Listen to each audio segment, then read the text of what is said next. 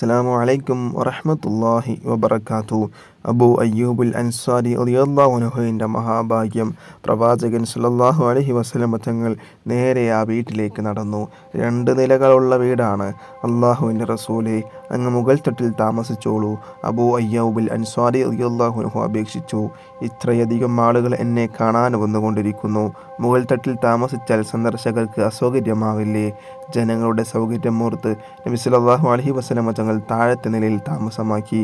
അബൂ അയ്യൂബുൽ അൻസാരി റളിയല്ലാഹു അൻഹുവും കുടുംബവും മുകളിൽ താമസിച്ചു.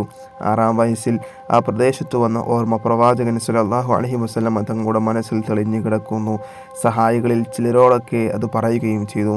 അതോടൊപ്പം മാതാവിൻ്റെ മരണത്തെക്കുറിച്ചുമുള്ള ദുഃഖം നിറഞ്ഞ ഓർമ്മകളും തെളിഞ്ഞു വന്നു.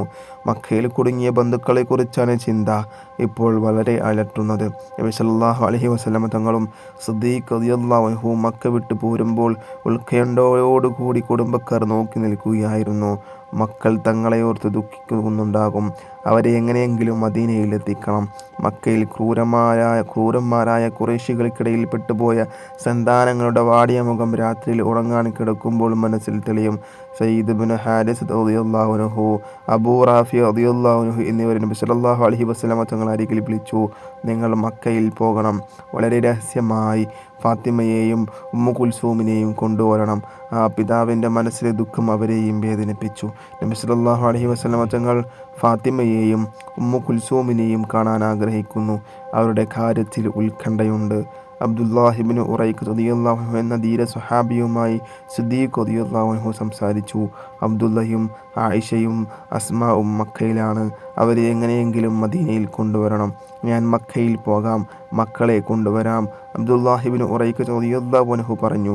സയ്യിദ് ഇബ്നു ഹാരിസ റളിയല്ലാഹു അൻഹു, അബ്ദുല്ലാഹി ഇബ്നു ഉറൈഖ റളിയല്ലാഹു അൻഹു എന്നിവർ മക്കയിലേക്ക് പുറപ്പെട്ടു. ഖുറൈശികളുടെ ശ്രദ്ധയിൽപ്പെടാതെ അവർ മക്കയിലെത്തി. നബി സല്ലല്ലാഹു അലൈഹി വസല്ലമ തങ്ങളുടെ വീട്ടിൽ ചെന്ന് മക്കളോടും മറ്റ് യാത്രയ്ക്ക് തയ്യാറാകാൻ പറഞ്ഞു. സിദ്ദീഖ് റളിയല്ലാഹു അൻഹുവിൻ്റെ വീട്ടിൽ ചെന്ന് അവിടെയുള്ളവരോടും യാത്രയുടെ കാര്യം പറഞ്ഞു. ഇരുട്ടിൻ്റെ മറവിൽ ഒരു സംഘം യാത്രക്കാർ മദീനയിലേക്ക് പുറപ്പെട്ടു. ഫാത്തിമ, ഉമ്മു കുൽസൂം, സൗദ ബിൻത് സമഅത്ത്, ഉസാമത്ത് ബിൻതു സൈദ, ഉമ്മു ഐമൻ റളിയല്ലാഹു അൻഹ എന്നിവർ അക്കൂട്ടത്തിലുണ്ട്. സിദ്ദീഖ് റളിയല്ലാഹു അൻഹുവിൻ്റെ വീട്ടിൽ നിന്ന് അബ്ദുല്ല, ആയിഷ, അസ്മാ എന്നിവരും പുറപ്പെട്ടു. ഒട്ടകക്കട്ടിലുകളിൽ രഹസ്യയാത്ര. സായുധരായ യോദ്ധാക്കൾ കൂടെയുണ്ട്. പ്രവാചകപുത്രിയായ സൈനബ് റളിയല്ലാഹു അൻഹ മക്കയിൽ തന്നെയാണുള്ളത്, ഭർത്താവിൻ്റെ വീട്ടിൽ. ഭർത്താവ് ഇതുവരെ ഇസ്ലാം സ്വീകരിച്ചിട്ടില്ല.